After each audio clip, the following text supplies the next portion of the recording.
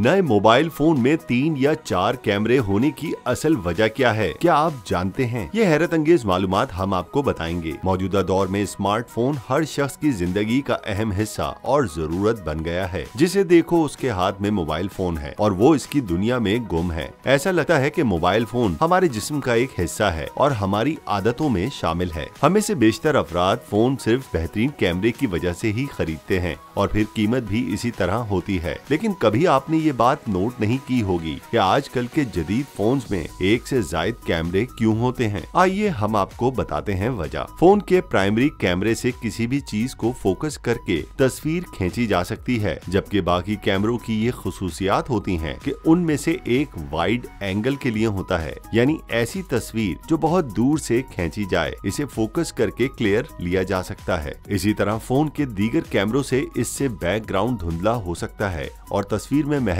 वो आता है जो आप लेना चाह रहे हो।